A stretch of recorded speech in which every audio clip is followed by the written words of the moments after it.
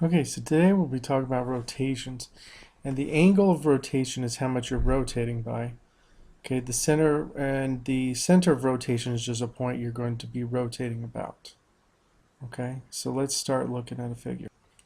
Okay, so let's say you had ABC triangle and you wanted to rotate it about, you could pick any angle you want. You are definitely going to be needing a protractor for this. I would also say you could use the typical 90, 180, 270, 360 rotation like that.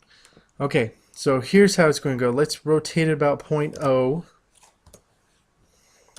Okay, and let's say we're going to rotate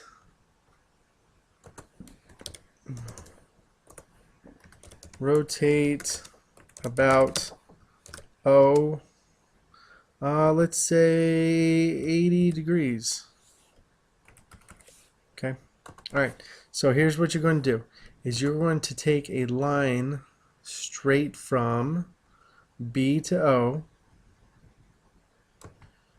Okay, you're going to draw a line straight from B to O. Okay, and then you're going to use a protractor to go out almost 90, but go about 100 and not 100, I'm sorry, not 180, but go out about 80 degrees. Okay, so the angle in here is going to be 80 degrees. Okay.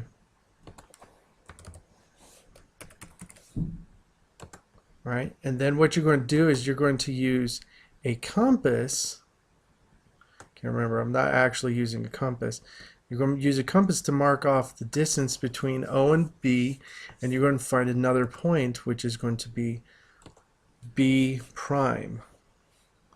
So B prime. Okay, so now you found B, you're good to go. Now what you're going to do is you're going to start with A and C and do the same exact thing, just do the rotation of 180, or not 180, but just regular 80 degrees. Okay, so we pick the point between A and O. Okay, and we draw a line about 80 degrees out here. Okay, and we use our compass and we mark off the distance between A and O, and we find a congruent angle measure, or the congruent segment measure, and we're going to call this segment A prime. Okay, and we do the same exact thing with C. And as you can see, C and B are along the same line. So once again, we're going to do about 80 degrees.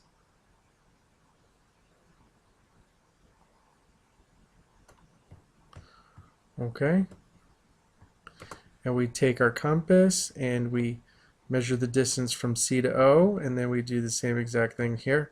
Now, once again, not exact, but this is actually how you do it, and it's all set up pretty nice and easy. So if you pretend, you'll be able to actually see the actual measurements, okay? All right, so, and if you connect your new points, A prime, C prime, and B prime, you should be able to see your triangle rotated 80 degrees about point O. Okay? All right, now some things to talk about real fast, specifically about the center of a regular polygon. Okay? Now, a regular polygon, we've already talked about regular polygons. Let's say, for example, we are taking a look at a regular polygon right here. Okay, a pentagon. Okay, the center is going to be equidistant from everything inside. So you could actually say that all of the parts of a regular polygon connected in the center, each one of these is a rotation about the center of the polygon. Okay, so if you remember, the center is going to be 360 divided by the number of angles in there, so that's 5. Okay, so that is 72 degrees. Yep. Okay, so that's, each one of these is going to be 72. So this is going to be a 72-degree rotational about the origin to actually, or about the point the top point of one of the triangles. So you could start with a triangle, and if you rotate it 72 degrees about the top point, let's call that top point P. Okay, if you rotate about P, you could actually create your own center of, you could actually create your own regular polygon if you kept all the same measurements.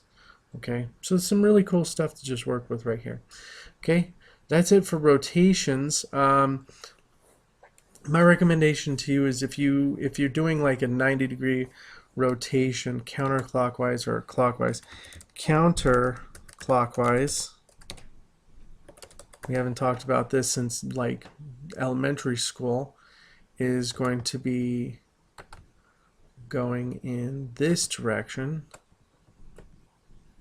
Okay, and obviously clockwise is going to be going in the other direction. Ooh, that's a really weird looking arrow.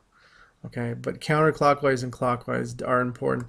And 180 degrees is actually going to be true one way or another. Okay, so if I go 180 degrees clockwise, that is the same as going 180 degrees counterclockwise. Okay, and going 270 clockwise is the same as going 90 counterclockwise. So you have to understand there's some similarities there. Okay, that's it for geometry and dealing with rotations. Just make sure you have your compass handy and your protractor, and you should be able to do a rotation really easily. Okay, thank you. Have a great day. Bye.